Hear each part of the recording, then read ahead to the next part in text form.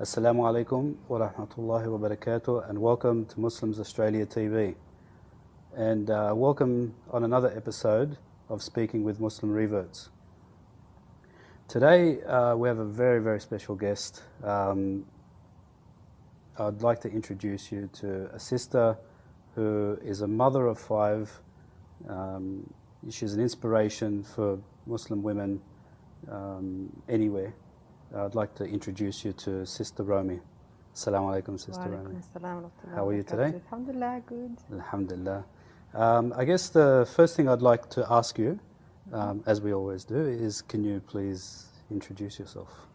So I am a revert, and I came to Islam about 16, 17 years ago. I can't remember exactly, but at least 16 years ago. From Uruguay.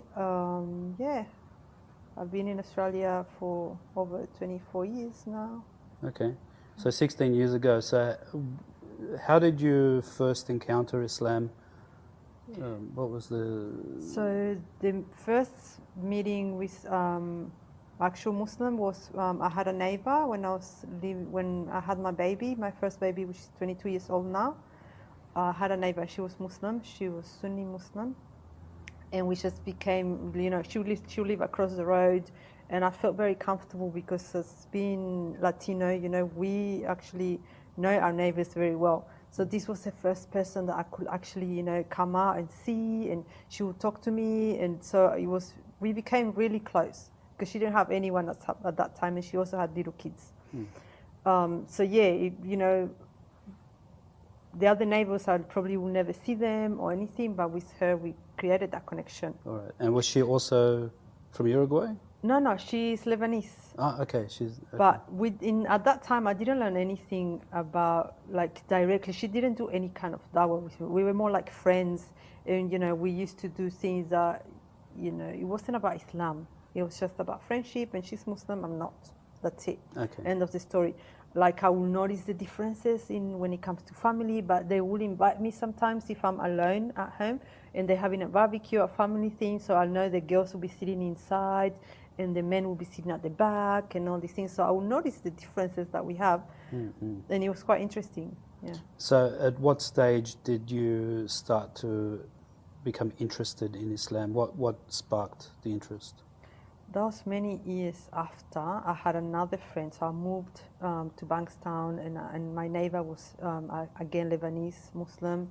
We became very close, and I went after that. I was still married. I got divorced, and I went to live to Spain. Okay. 7 months. We were like 1 year and a half with my son traveling, but we spent those 7 months in Spain. And then when I came back, I went to live in my friend's mom's house. Okay. But yeah, she was the one that used to take care of my son when I have to go to work and all that. And at that time is when I had a really close look of how they lived and the Islamic things. I started clicking a little bit more. When I came back to Spain, my friend would have put the hijab on.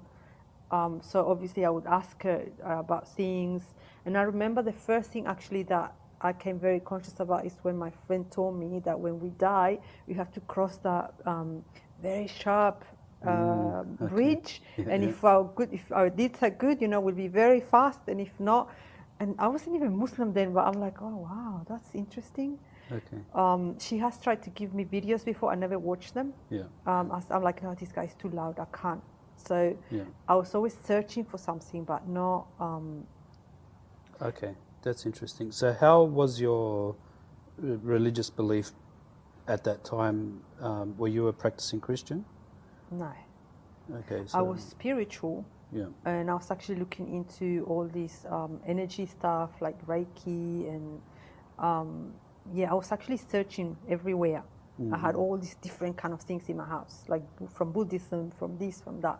And my friend would be like, she would laugh at my things, because she was Muslim. Yeah. And she would just, make jokes and things, and it would give me a bit more of understanding of what they believe. Yeah.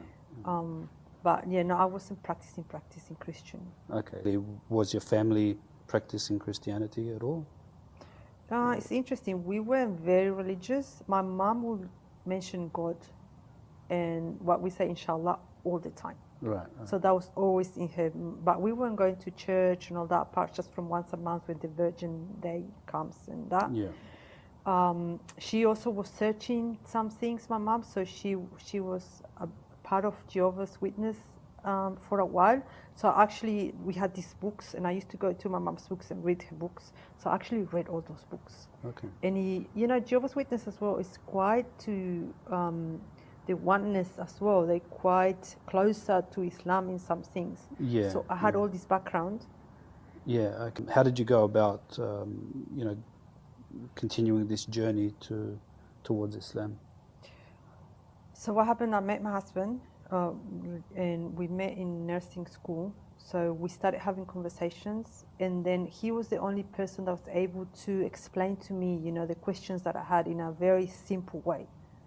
That I realized, okay, but this is what I've been looking for all my life. Wow. Okay. All the questions that I have for Christianity, he was able to answer them. Right. Before, I couldn't find those answers. I tried to read the Bible. It was really hard. I didn't do it, but I did not find answers.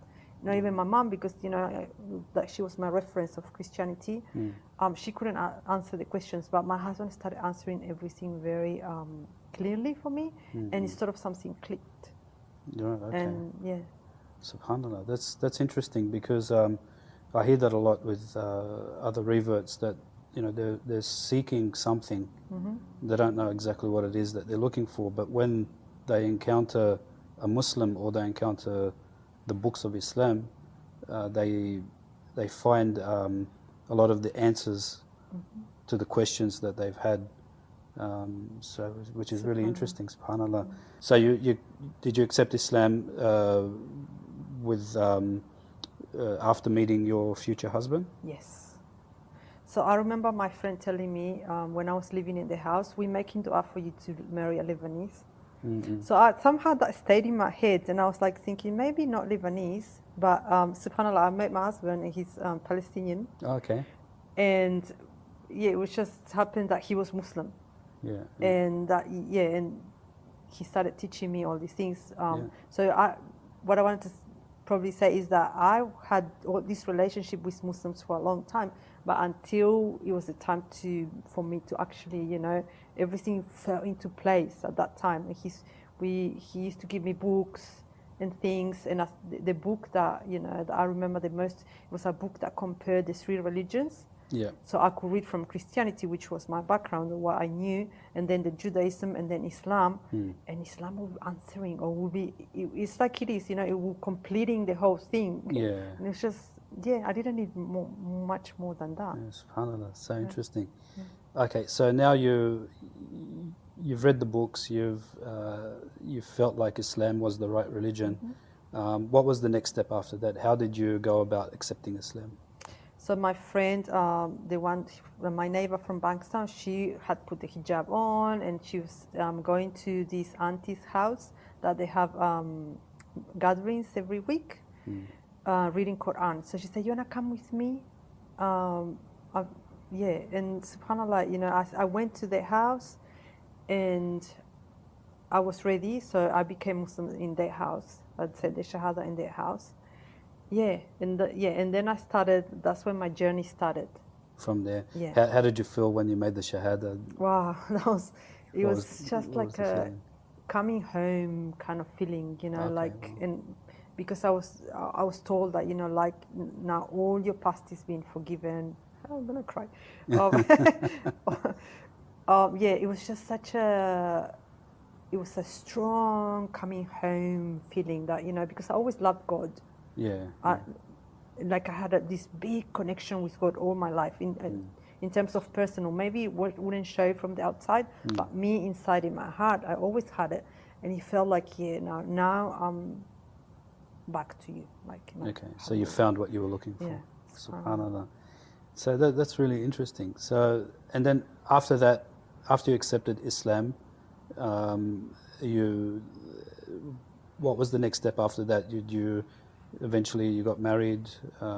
Yes. So I became Muslim in August, and we got married next April. So my husband at that time, he went for Hajj. and came back. So once he went to his country, he spoke to his family, and he came back and sort of had made a decision, okay, yeah, because he wasn't sure as well, like, you know, okay, yeah, I became a Muslim, but I guess he needed all that time to see if it was something that it was real, and, you know, so it took all that time. And yeah, we got married. So after you've accepted Islam, how did your family react? Yeah, they knew I was looking for things all the time, so they have been in a journey of, okay, this is a new thing. I think at the beginning, that's what my mom told me, this is a new thing. It's gonna, you know, it's gonna fall off you at some point. Oh, okay, so it wasn't, it was just temporary. Yeah. They thought it was temporary. Yeah. Alhamdulillah, and then they realized, no, it's not. So was Mum's reaction, was she disappointed or? No, because she knew that I was going from thing to thing, and then they were quite open in that sense, like, you know, whatever's good for you is fine. They weren't strict of you have to be, you know, Christian and that's it. They weren't religious themselves either. So. Yeah, okay. So after you reverted to Islam, did you have any mentor or any support system? Did you find that, you know, Muslims were supportive of you, that you could approach them after you became a Muslim? Yes, subhanAllah, my story is quite interesting because I became Muslim in August, and I think the next month was Ramadan. So from this auntie's house, I was going to her house every Saturdays. They used to do the gatherings that they do. You know, they used to read from books and things. So there, I sort of started building a community. They taught me how to pray there. They taught me, I put the hijab straight away. I was like quite passionate once I became Muslim. I wanted to do everything in one go. So I went deep into everything. By going to auntie's house, I was starting to build a support system. And when Ramadan came, I have met two sisters, and one of them was my neighbor, so she would live at the end of the road. And subhanAllah, that Ramadan, every single day, she invited me to her house. MashaAllah. It was, subhanAllah. I had that support at that, and it was such a important time. And she was so selfless, like, you know, I would come to her house every day with my son. And sometimes they would invite as well my future husband. Yeah. And, you know, so it was a way of creating that, you know, they checking him out, things like that, like, you know, because they started to know me, and then they invited him at the end. I think at the end of Ramadan, because they wanted to check him out too, and then they knew, okay, this is a good guy, you know, she's safe. So but that support from them, the whole Ramadan was amazing, and it was. I'm always grateful for them. So it's like they were looking out for you. Yeah. It was. That's really good. So, so now with your journey to Islam, you know, what did you experience any any emotions? You know, what were the emotions when you accepted Islam? Did you feel happy? Did you feel scared? Did you feel? I was happy. But at the same time, obviously there was a lack of knowledge, things I didn't know, I was obviously scared of. And I constantly would be asking my husband, you know, clarification for things. Like, you know, there was something I was very scared of. It's like, you know, oh, is he gonna, because you hear all these negative things about men, you know, is he gonna marry someone without even telling you? Or is he gonna take you to another country? This way, actually my mom's fears. He's going to take you to another country and then disappear, and then we won't know anything. And that's what people believe about Muslims, subhanAllah. You know? There was a lot of that. But me, myself, I was like, the things were busting themselves. Like the goodness from my husband was showing me that, okay, these are just fears. They're not reality. You can't just believe, I guess just people creating these fears out of nothing. The perspective, the perspective of the world, you know, what it shows about Muslims and these things. So obviously I thought about that too.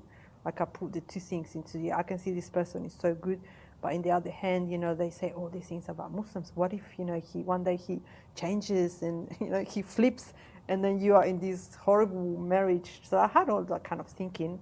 I had lots of thinking about going out with the hijab at the beginning, and thinking everybody's looking at you. Yeah. You know, and trying to, us.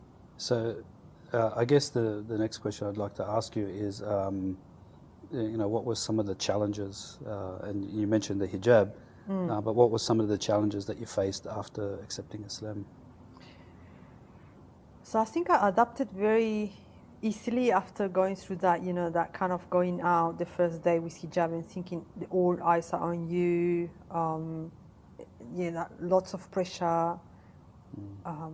It was sort of a cleanse from the past, from what you used to, like, you know, men looking at you and stuff like that. My head was going crazy that day of like everybody's looking at you. It wasn't real because Yeah. and I think that was my husband that, you know, I'm like, can you please come and, you know, and make sure if this is true, and he actually came and said, no, actually no one is looking. Yeah. No one is looking.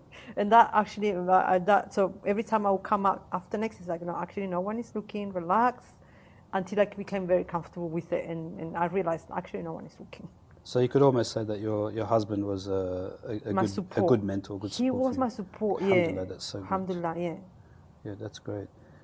So how did you end up sort of integrating with Muslims or integrating into the Muslim community? I had that very, very good first experience with my Lebanese neighbors. But yeah, I not always found it easy as well. I had those things of like, you know, thinking around or being born Muslim. You were born Muslim. Somehow you're defective. Somehow you're not enough. Sometimes, you know, somehow you obviously you don't have enough knowledge, especially at the You beginning. mean amongst the Muslims themselves? Yeah. Yeah. So I would feel a bit of an outsider a lot of the times. Yeah. But I'm thinking my personality as well. I'm very easy to go into places and feel uncomfortable and not mind it. Yeah. Okay. So that helped, you know, that helped me that I kept going into those places. I kept knowing, I kept getting to know them, so I could integrate myself. I never stood back and say, no, I don't belong here. No, I'm a Muslim too. Yeah. I have to stand strong on that. I'm actually a Muslim too. That gives me certain rights. Yeah. Or certain, you know, even though I don't have the knowledge, I'm still a Muslim. Yeah. So I pushed through. And Alhamdulillah. yeah. Did you look into attending any classes or Yes. doing things like that? Straight away I started the Sharia course. I think, straight away it probably means 4 or 5 months after. And that gave me a good foundation of knowledge, alhamdulillah. It was, I think, the first Sharia course that was coming on the UMA. And I went with my little one. He was 5, 6 years old. Every night with me, he was coming to the lessons. And I enjoyed that, alhamdulillah. So that gave me good, you know, knowledge base, confidence. Yeah. So as a Muslim, how did Islam affect your daily routines? Did you feel that, you know, your daily routines became a lot more better than they were before you were a Muslim? Yeah. First, you have to incorporate the praying. So which, you know, I used to love, and I used to love hearing the Quran. So I had to incorporate all these things in my life, but at the same time there was the things I needed to take out of my life. Like, you know, I stopped drinking, I stopped smoking. I was, subhanAllah, so passionate about it that I did everything cold turkey. The same day that I became Muslim, the same day I didn't drink anymore, the same day I put my hijab on, the same day I started praying. Really? But the only thing that I was weak about is stop smoking. So it took me maybe 2-3 more cigarettes before I could actually. But it hit me so hard. Wow. That alhamdulillah, because actually Allah probably made it easy for me. Yeah, alhamdulillah. Yeah. And that didn't phase out. So like your mother feared. Well, she Yes, probably. and they started noticing as well how I changed with her, because the more I was learning how you meant to be with your mom, the more I realized, oh my God, I was like a brat with my mom. I would treat her so, not in a nice way, and then I was changing, and my mom, you know, she became happy about it to the point that my mom passed away, but at some point she nearly, she was nearly there to become Muslim, but alhamdulillah, it didn't happen. Alhamdulillah. No, that's sad, but So you feel that maybe as a Muslim, you improved as a person in general. Yes. Um, I feel that, you know, all these things are in the outside, because in my heart I feel like I was in some places already, but out in the outside, in my actions, they all improved. okay. Because I was following the deen, and you know, everything Yeah. was.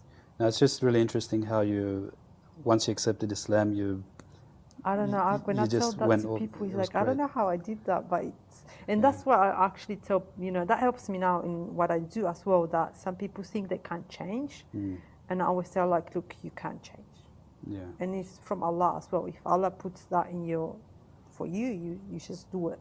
And I do understand that for some people it's a progress, and you know, they have to do it gradually, and everybody's different. But this is how it hit me, and Yeah. I think for me it was easy that way. Well, this leads to the next question, and we'll probably wrap it up there. So we're looking at a person who was in your position.